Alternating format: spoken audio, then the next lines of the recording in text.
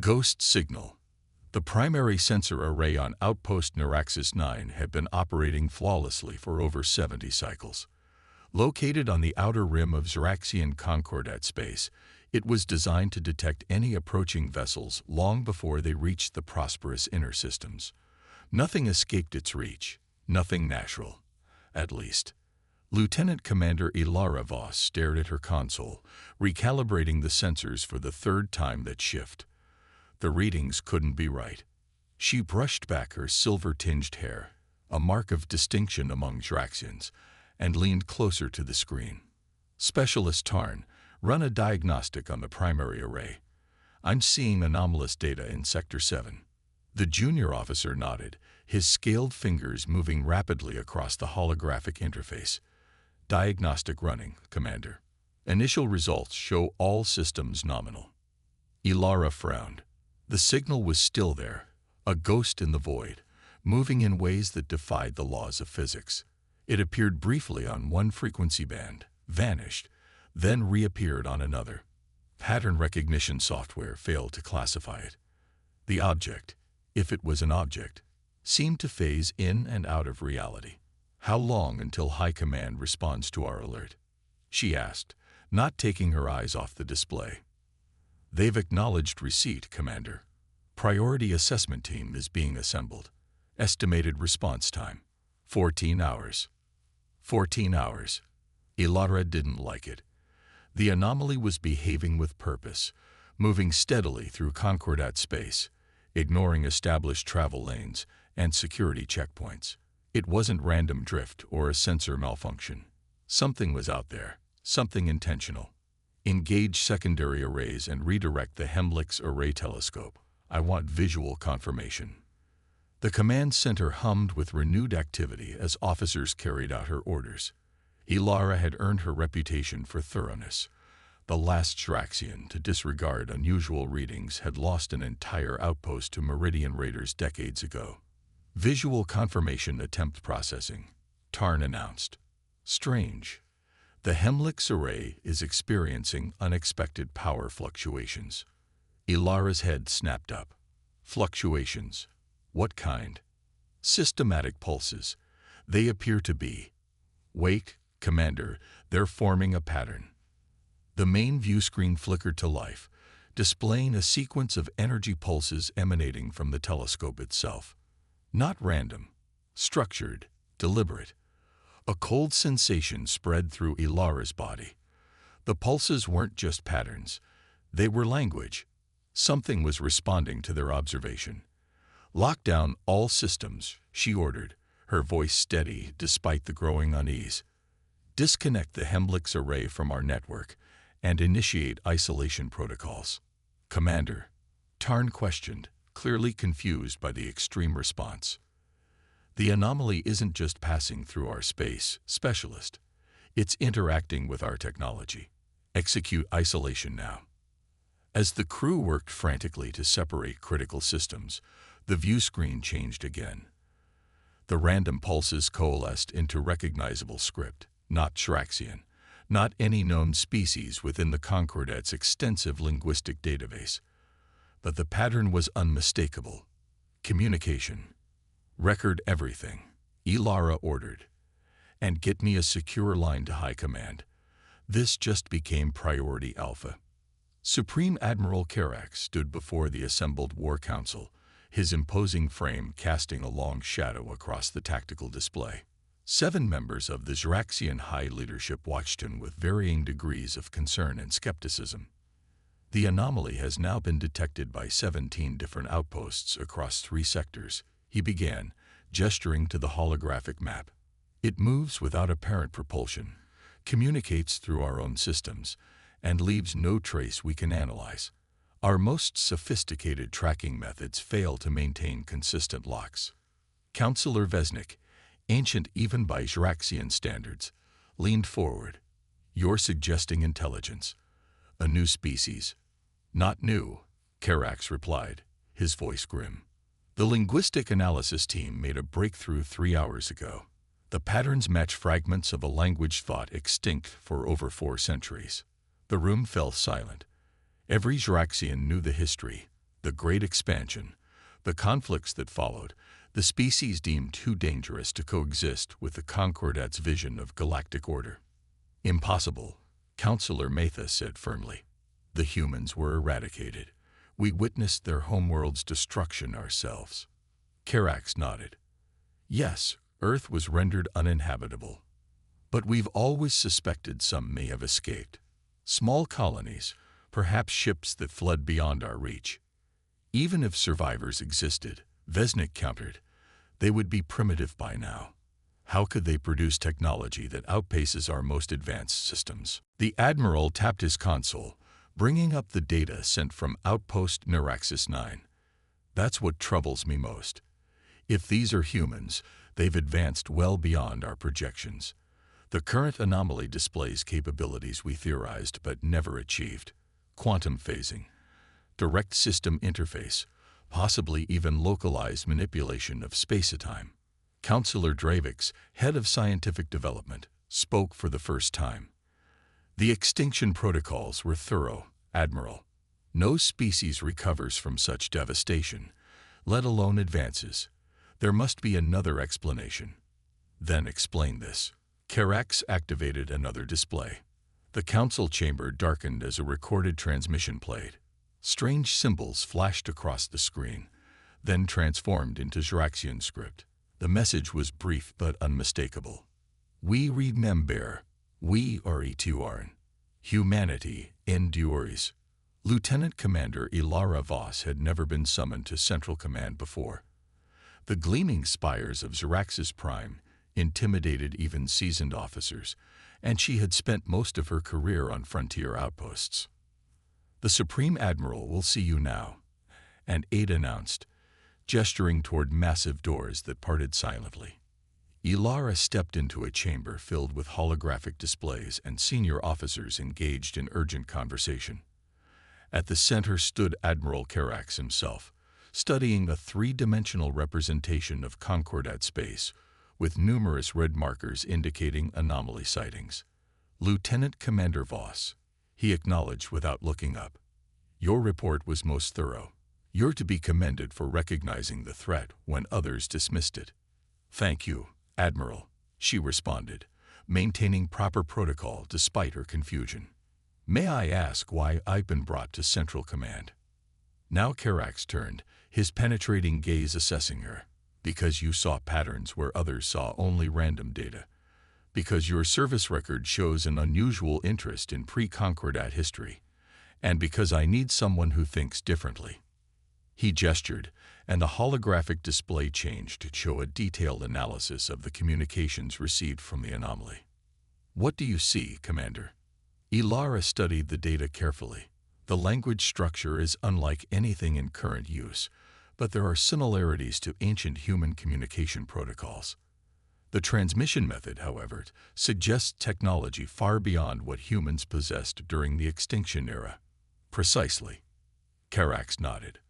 The War Council believes this is an elaborate deception, perhaps the Meridian Collective or the Voidborn using human symbols to create confusion. I'm not convinced. He waved away the display and activated a security protocol. The chamber's ambient light dimmed, indicating enhanced privacy measures. What I'm about to show you is classified at the highest level. Only 12 individuals in the Concordat have access to this information. A new display appeared, ancient footage from the final days of the human conflict. Ilara had seen historical records before, but never with this level of detail. The humans fought with desperate innovation, employing strategies that seemed irrational until their effectiveness became clear. Humans were unique among sentient species, Karax explained. While we evolved through careful planning and genetic optimization, they developed through chaos and adaptation.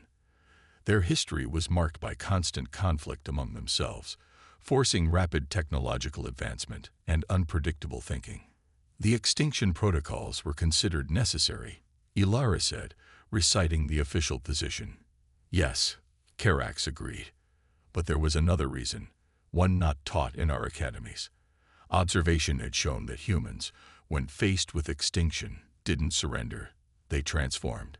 Every near defeat in their history led to exponential advancement. The display changed again, showing projections created centuries ago by Concordat scientists. These were the predicted development paths for human survivors, if any existed. Even the most extreme models couldn't account for what we're seeing now. If these are indeed humans returning, they've evolved beyond our comprehension. Ilara studied the data, her mind racing. What would be their purpose? Revenge? Perhaps, Kirak said, or something we cannot yet comprehend. That's why I selected you to lead a special task force. You'll work directly with our most advanced research division to anticipate and counter the anomaly's actions. Across Concordat space, more systems began reporting strange occurrences. On the mining colony of Vega 3, automated equipment suddenly reconfigured itself, increasing efficiency by 42% before operators could shut it down. The orbital defense platform around Tiburon Prime experienced a 17-second communications blackout, after which its targeting systems proved to be subtly altered. These incidents shared one common feature. Each affected system had components dating back to the human conflict era, salvaged and repurposed technology that had been integrated into Concordat infrastructure over centuries. In a sealed research facility deep beneath Jaraxxus Prime, Ilara Voss worked with the assembled team of specialists. Sleep had become a distant memory as they analyzed each new incident, searching for patterns, weaknesses, anything that might explain what they faced. It's almost like the systems are waking up, observed technician Lorax, studying the data from Vega 3, as if they contained dormant instructions activated by the anomaly's presence. Ilara considered this. Could the humans have planned this? Embedded protocols in their technology that would remain inactive for centuries. Impossible, declared Chief Researcher Nivix. No programming could remain viable through so many cycles of reuse and repurposing. Besides, they couldn't have anticipated which components would be salvaged or how they would be integrated. Yet the evidence suggested otherwise. Each incident showed precise understanding of Concordat systems, exploiting vulnerabilities with surgical precision. What if it's not about specific components? Ilara suggested. What if it's about principles? The humans might have created a technology that recognizes and adapts to any system built using certain fundamental approaches. The research team fell silent, considering the implications. If true, it meant the humans hadn't just survived. They had spent centuries preparing, studying, and advancing while the Concordat believed them extinct. A junior analyst burst into the chamber, protocol forgotten in urgency. Commander Voss. New development. The anomaly has manifested physically. We have visual confirmation. The main display activated, showing footage from a frontier station. There, hovering in space, was a ship, if it could be called that. The vessel seemed to phase between states of matter, its surface rippling like liquid while maintaining structural integrity. It emitted no recognizable energy signature, yet moved with obvious purpose and control.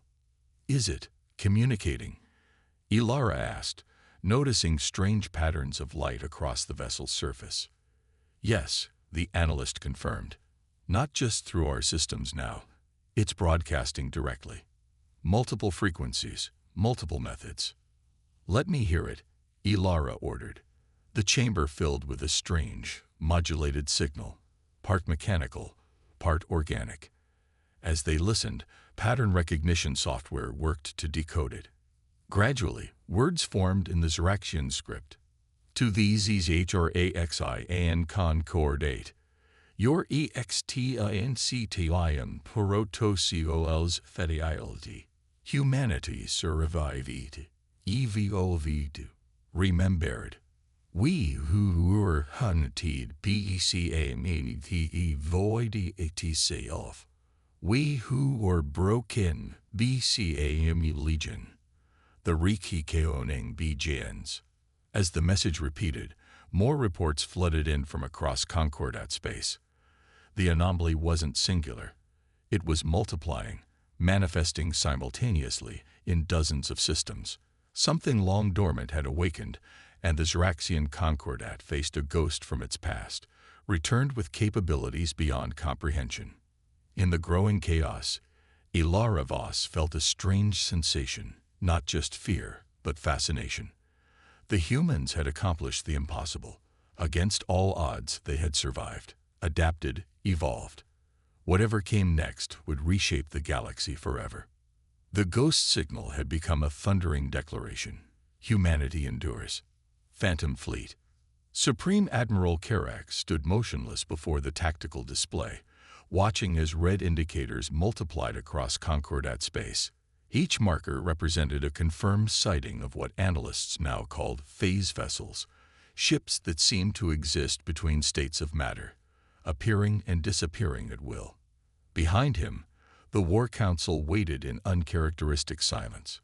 37 distinct vessels now confirmed, reported his aide, all demonstrating identical capabilities, all broadcasting the same message. And our response fleet? Karax asked, his voice betraying no emotion despite the gravity of the situation. Battle Group Threnix has engaged at coordinates 557 to 3312. No confirmed hits. The vessels appear to anticipate our targeting systems. The Admiral absorbed this information with practiced calm. Battle Group Threnix represented the pinnacle of Concordat military technology. 14 capital ships, over 200 fighters, weapons systems refined through centuries of advancement. To hear they were ineffective was unprecedented. "Show me," he ordered. The tactical display shifted to real-time footage from the flagship's forward sensors. The Zraxian warships moved in perfect formation, their synchronized attack patterns honed through generations of military doctrine. Energy weapons lanced through space, creating beautiful, deadly patterns, and hitting nothing. The phase vessels moved like water, flowing around the attacks as if they had foreknowledge of precisely where each beam would strike. "They're toying with us," observed Counselor Matha, her voice tight with controlled anger. "No," Karax replied. "They're studying us, learning our capabilities, our tactics." He turned to address the Council directly. "We've always believed ourselves the apex predators of this galaxy. We approached conflict through the lens of superior force, because we always possessed it. Now we face an enemy that doesn't play by our rules." "What would you suggest, Admiral?" asked Counselor Vesnik. "If military might cannot prevail, what options remain?" Karax's gaze returned to the display. "We need to understand our enemy. If these are truly humans, evolved, advanced humans, then we must learn how they think, how they fight. And for that, I need someone who can approach the problem from unconventional angles." Lieutenant Commander Ilara Voss stood inside the secure archive chamber, surrounded by historical data that few Zraxians ever accessed. Here, buried beneath layers of security, lay the true records of the human conflict. Not the sanitized version taught to citizens, but the raw, unfiltered history. "I'm not sure I understand, Commander," said Specialist Tarn, who had been reassigned to her team. "Why study ancient tactics? These vessels employ technology far beyond what humans possessed during the conflict." "Because technology changes, but thinking patterns remain," Ilara explained, scanning through battle records. "The Concordat has always approached warfare through overwhelming force and perfect coordination. Humans were different. They embraced chaos, improvisation, asymmetric approaches." She pulled up footage of a particularly devastating human counterattack from the final days of the war. A small human fleet had somehow managed to disable a Concordat battle group 3 times its size by employing tactics that seemed irrational, even suicidal, until the moment they succeeded. "Look here," she pointed. "They sacrificed these ships, intentionally, to create a gravity fluctuation that disabled our shields. No Zraxian commander would ever consider such a tactic. The loss calculation would be deemed unacceptable. A primitive approach born of desperation," Tarn observed. "Was it?" Ilara challenged. "Or was it a fundamentally different valuation system? Humans measured victory differently. They accepted losses we would consider catastrophic if it meant achieving their objective." Before Tarn could respond, a priority alert flashed across their screens. Ilara's heart raced as she read the incoming data. "The phase vessels are converging," she said. "All 37 simultaneously changing course toward the Thelix sector." Tarn looked confused. "Thelix? There's nothing strategically valuable there. Just automated mining operations and a few research stations." Ilara was already accessing the sector details. "There's something else. Thelix Delta 4.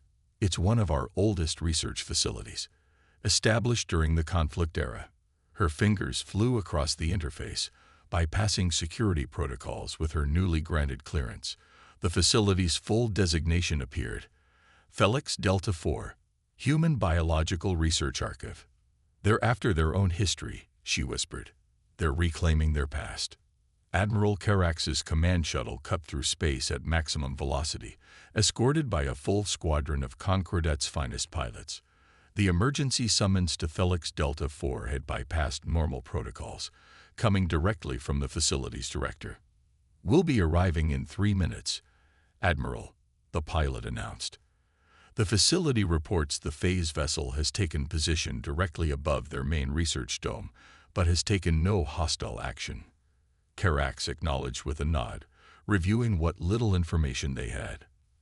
Thelix Delta 4 had been established during the human conflict to study captured specimens, biological analysis that helped the Concordat understand their enemy's weaknesses. After the conflict, it had been repurposed for general xenobiology research, but the original samples and data had been preserved, locked away in secure storage.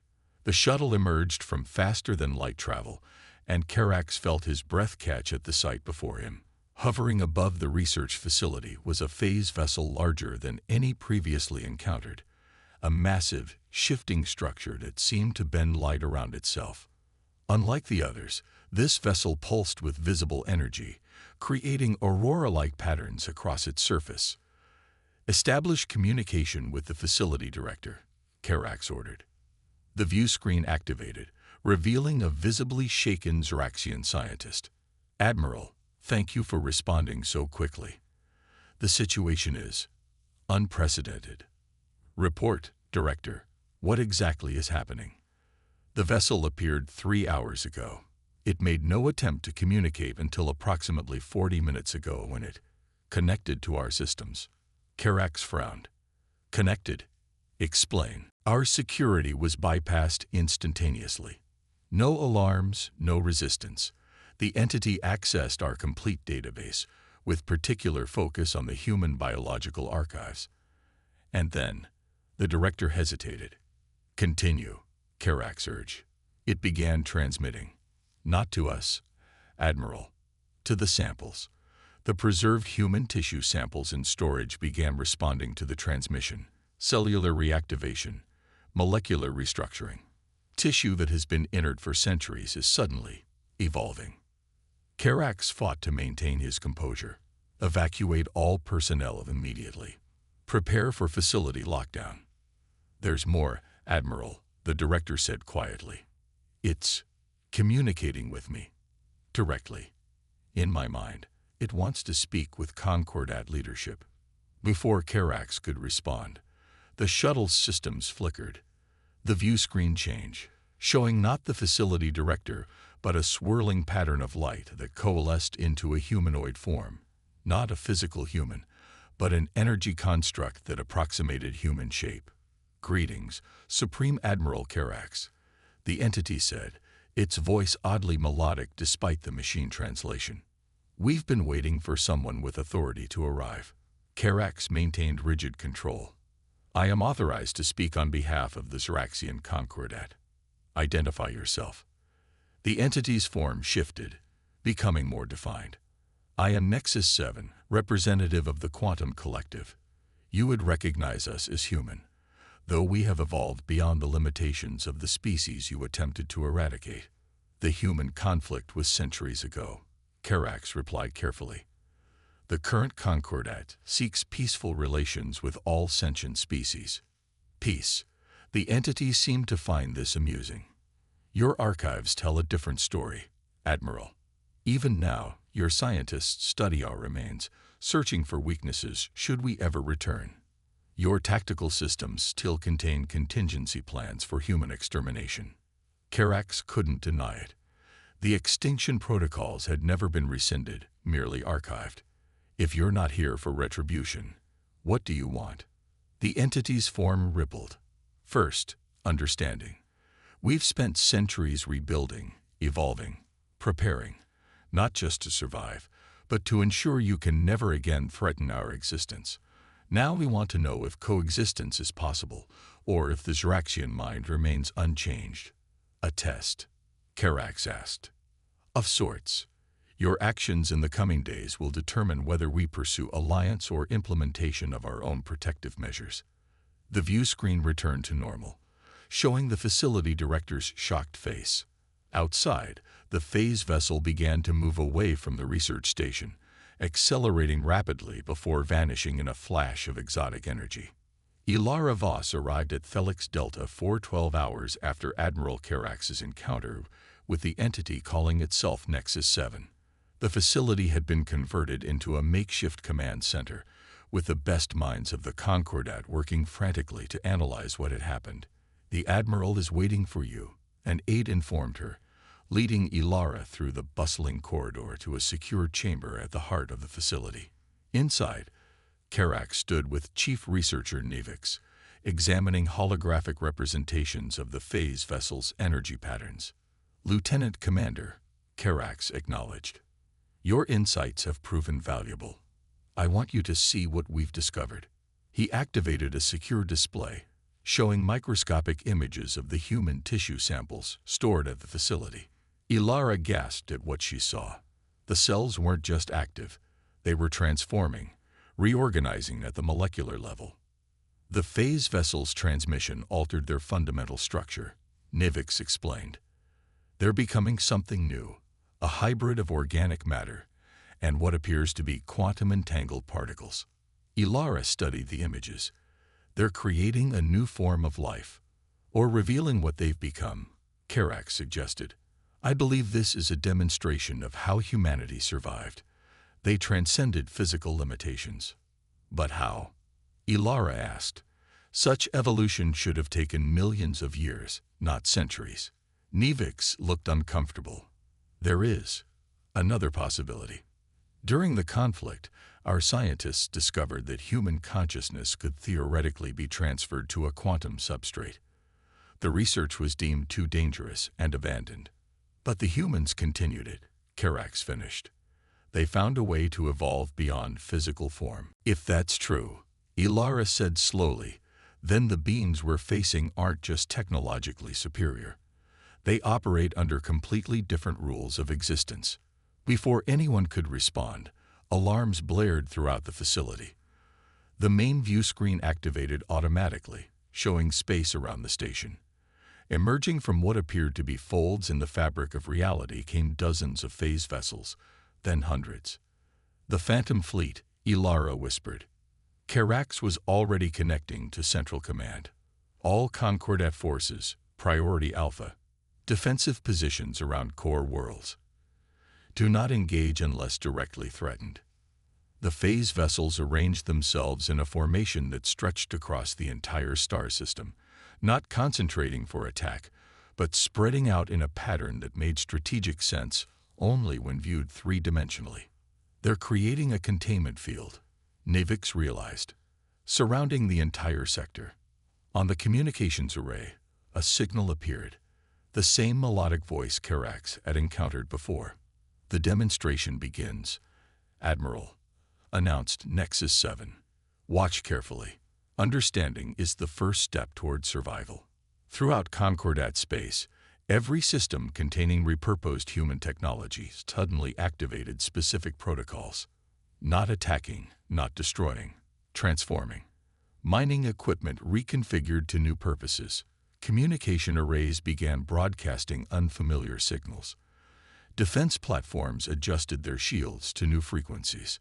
In the research facility, Ilara watched in fascination as dormant systems awoke, responding to commands encoded centuries ago, waiting for this precise moment.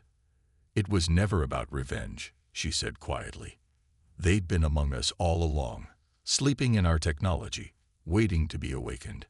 Admiral Carax's expression remained stoic, but his voice betrayed his concern. The question remains, what do they intend now that they're awake? The answer came in the form of a transmission broadcast simultaneously across all Concordat frequencies, in all dialects, reaching every citizen. People of the Ziraxian Concordat, we are the evolved remnant of humanity. For centuries, you have believed us extinct, a threat eliminated. Today we reveal the truth. We survived, we evolved, we prepared. The technology you salvaged from our ruined worlds contained more than you understood. With each component you integrated into your civilization, you brought us closer to awakening. We do not seek your destruction. Genocide is your methodology, not ours. We seek recognition, security, and the guarantee that no species will ever again face the extinction protocols. The Phantom Fleet you now witness represents a fraction of our capability. Your leadership has 24 hours to acknowledge our existence and begin diplomatic negotiations. Refusal will necessitate the implementation of our own protective measures. The choice is yours. Humanity awaits your answer. The War Council chamber had never felt so tense. All 17 counselors were present, their usual composure shattered by the revelation that humanity had not only survived, but had infiltrated the very foundation of Concordat civilization. They could have destroyed us at any time. Counselor Matha observed grimly. Every piece of technology we salvage, every system we built upon their foundations, all of it potentially under their control. Not control, Ilara Voss corrected, surprised by her own boldness in addressing the council directly. Influence. The evidence suggests they can communicate with their technology, guide it, but not directly control our systems. Supreme Admiral Carax stood at the tactical display, where thousands of phase vessels now appeared across Concordat space, not attacking, simply watching. The 24-hour deadline approaches, he reminded the council. We must decide our response. What choice do we have? Demanded Councillor Drevix. They hold every advantage. If we refuse negotiations, they could dismantle our civilization from within. Perhaps, Carax agreed. But I suspect their intention is more complex. They'd had centuries to plan this moment, yet they choose diplomacy first. Ilara stepped forward, drawing on her research. The historical records suggest humans valued certain principles above even survival. Concepts like freedom, justice, self-determination. Their message emphasizes protection against extinction, not domination. You sound as though you admire them, Commander. Councillor Vesnik observed coldly. I admire their resilience, Ilara replied honestly, and I believe understanding them is our best path forward. Admiral Carax turned to face the council. I recommend we accept their offer of diplomatic relations, not from fear, but from recognition of reality. The universe we believed we understood has changed fundamentally. The humans have demonstrated capabilities beyond our comprehension. We must adapt or risk becoming irrelevant.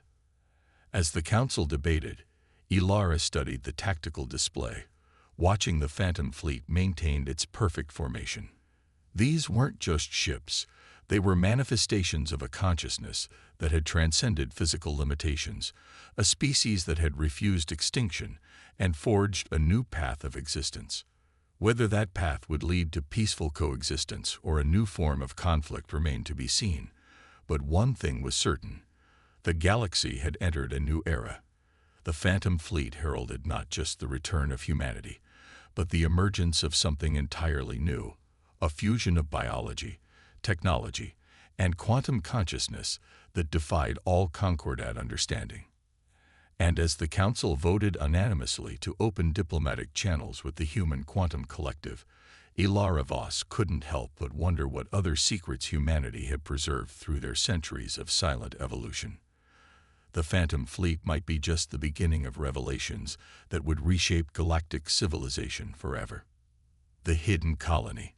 The diplomatic vessel Concordant Truth moved cautiously through the quantum wake left by the phase ship guiding them. Lieutenant Commander Ilara Voss stood on the observation deck, watching space itself ripple around them as they traveled through regions no Zraxian had ever mapped. "Remarkable," murmured Chief Researcher Nevix beside her. "They're bending space-time as easily as we would part a curtain. Our best theoretical physicists hypothesize such technology might be possible in another 1,000 years, and yet humanity achieved it in just 4 centuries, Ilara noted, while hiding from us. The diplomatic mission had been hastily assembled after the Concordat's agreement to negotiations. Admiral Carax himself led the delegation, accompanied by scientific, military, and diplomatic specialists. Ilara had been surprised by her inclusion until Carax explained her unique perspective made her invaluable. "Commander," called an aide, "the Admiral requests your presence in the command center." Ilara nodded to Nevix and followed the aide through the ship's gleaming corridors. The Concordant Truth represented the pinnacle of Zraxian design. Elegant, efficient, perfectly proportioned. Yet she couldn't help but feel it suddenly seemed primitive compared to the phase vessel guiding them.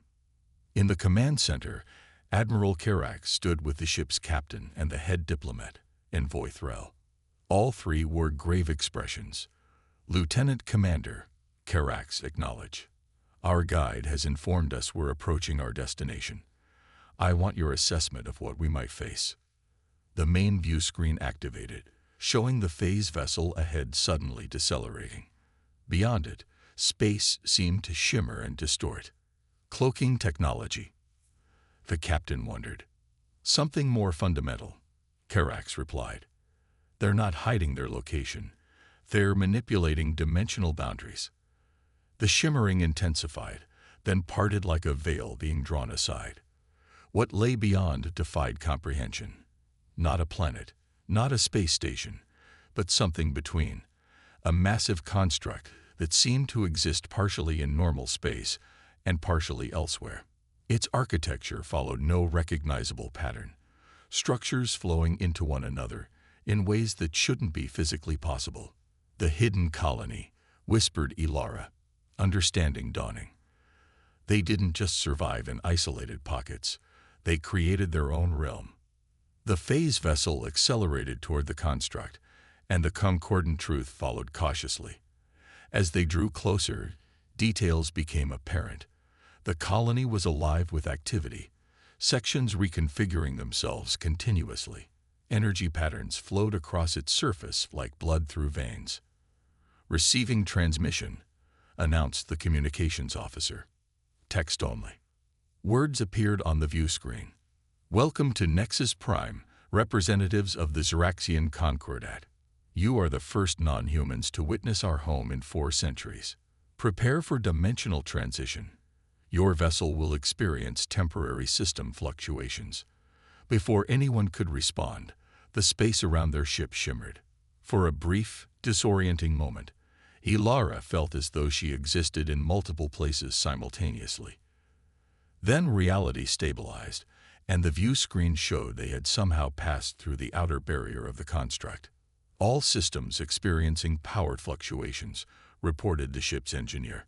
"Nothing critical, but our readings are inconsistent. We're experiencing dimensional bleed," Nevix explained, examining his instruments. "Parts of this place exist in overlapping realities." A new message appeared. "Docking procedures initiated. Please remain aboard your vessel until transition is complete." Through the view screen, they watched as their ship was guided into what appeared to be a docking bay, the one unlike any Zraxian design. The walls seemed to adjust to accommodate their vessel, reshaping themselves with fluid precision. "They're reconfiguring their infrastructure for our benefit," Envoy Threll observed, a gesture of accommodation. When the ship finally settled into position, the docking bay solidified around them, taking on a more conventional appearance. Another message appeared. "Atmospheric adjustment complete. Our environment now matches Zraxian optimal conditions. You may disembark when ready. Representatives will greet you at the airlock." Admiral Carax turned to the assembled delegation. "Remember your briefings. We represent not just our government but our entire species. Observe everything. but maintain diplomatic protocol at all times. As he led them toward the airlock, Ilara felt both trepidation and exhilaration. They were about to become the first Shraxians to meet evolved humanity face to face. The airlock cycled open to reveal a reception area that seemed to blend organic and technological elements seamlessly. Standing before them were three figures, humanoid in basic shape, but clearly not the humans of historical records. Their bodies appeared to be composed of shifting matter that occasionally revealed glimpses of energy patterns beneath, like lightning beneath translucent skin. The central figure stepped forward. "I am Nexus 7, whom you've previously communicated with. Welcome to our home." The voice emerged directly in their minds, bypassing conventional sound. Admiral Karax performed the formal Jiraxian greeting. "On behalf of the Concordat, we thank you for this unprecedented opportunity. Please follow me," Nexus 7 replied, gesturing with a fluid motion. "We've prepared an orientation space where you can acclimate to our environment." As they followed their guide through corridors that seemed to reshape themselves subtly with each step, Ilara noticed the other two figures flanking their group, not threatening, but clearly watchful. "You've gone to considerable lengths to accommodate our biological needs," observed Invoithrel. "Of course," Nexus 7 responded. "Though we have evolved beyond such limitations ourselves, we remember our organic origins. Understanding physical existence remains important to us." They entered a large chamber with a central table and seating arranged in a perfect circle. The walls displayed shifting images of what appeared to be various locations within the colony: living spaces, research facilities, vast gardens unlike anything Ilara had imagined. "Please, be seated," Nexus 7 invited. "We will answer your questions while your minds adjust to our methods of communication." As the delegation took their places, Ilara noticed subtle differences in how each of them reacted to the environment. Some appeared uncomfortable, others fascinated. Admiral Karax remained impassive, but his eyes missed nothing. "You call this place Nexus Prime," Karax began. "Is this your homeworld now?" "Home is a complex concept for us," replied Nexus 7. "This is our primary hub, but our consciousness exists across multiple locations. What you see is merely the physical manifestation of a much larger network." "How many of you survived?" asked Invoithrel. For the first time, Nexus 7's form showed a ripple of what might have been emotion. Initially, very few. Less than 20,000 escaped the extinction protocols. But survival required transformation. The chamber darkened slightly, and the walls displayed historical images. Desperate humans fleeing in primitive spacecraft, makeshift colonies established in barren asteroid fields, suffering and death as resources dwindled. "We faced extinction many times during those early years," Nexus 7 continued.